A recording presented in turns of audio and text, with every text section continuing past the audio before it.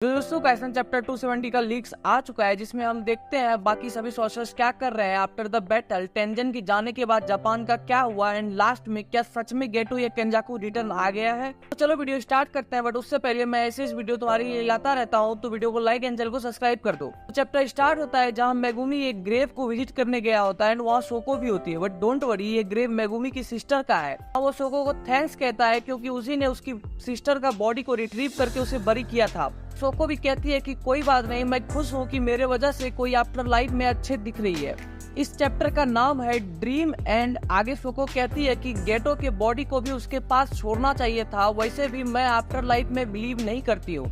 देखो यहाँ पे सोको कहना चाह रही है कि अगर गोजो ने गेटो की बॉडी को सोको को दिया होता तो मैं भी उसमें केंजाकू एंटर नहीं कर पाता। आगे फिर मेगुमी को एक कॉल आता है एंड वो वहाँ से वहाँ चला जाता है। लेकिन इस पूरे चैप्टर में एक बात है कि गोजो का जिक्र कहीं भी नहीं हुआ है। इवन लास्ट चैप्टर में हकारी ने कहा था कि गोजो के हारने के बाद अभी तक जेजेके में किसी भी कैरेक्टर ने नहीं कहा है कि गोजो मर चुका है, या फिर ना ही उसका फ्यूनरल हुआ, ना ही उसके कोई भी स्टूडेंट उसका ग्रेव विजिट करने गया। तो मे भी यहाँ पे चांस है कि गोजो रिटर्न आ सकता है। आगे फिर हम उटारी में गाकुगांजी एंड नीटा को एक जगह पे देखते हैं जहाँ एक गेट होता है, जहाँ गाकुगांजी कहता है कि सुकुना के रिवेंज मेगुमी की बॉडी से बाहर तो निकल गया, बट अभी भी टेंजन समा उसके अंदर है, जिसे उसने ऑब्जर्व किया था। अरे वही जहाँ पे सुकुना ने टेंजन को ऑब्जर्व किया था मेगुमी की बॉडी में रहते हुए। तो उटाई में कहती है तब तो टेंजन समा का बैरियर पूरे जापान से, लेकिन गाकुगांजी कहता है कि सुकुना के रिमेन को प्लेस करके हम लोग बैरियर को थोड़ा और लंबा टाइम तक होल्ड कर सकते हैं। तो उटाई में कहती है तब तो हमें जल्दी करना होगा, एक स्ट्रेटेजी या प्लान बनाना पड़ेगा।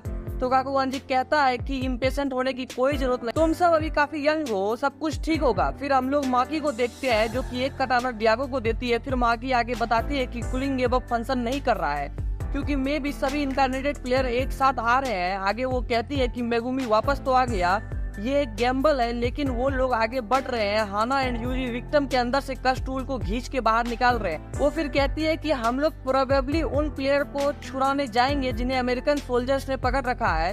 इवन क्वीन गेम खत्म हो गया, बट टोक्यो अभी भी काफी इनवर्नेबल स्टेट में है। कर्स का एग्जिस्टेंस पब्लिक हो गया है, जो कि पहले सिर्फ टोक्यो में होता, अब पूरे कंट्री के कर्स एक साथ आना शुरू हो चुका है। तो डियागो कहता है इसका मतलब है कि काटने वाले चीजों की कमी नहीं होगा। एंड मियो कहता है मुझे पसंद नहीं है, सुमो कर्स स्पीड के साथ करना बोरिंग होता है। एंड डियागो माकी से कहता है कि जब उसे इरेज करने का वक्त आ जाएगा तो माकी को आना चाहिए ताकि डियागो उसे काट सके।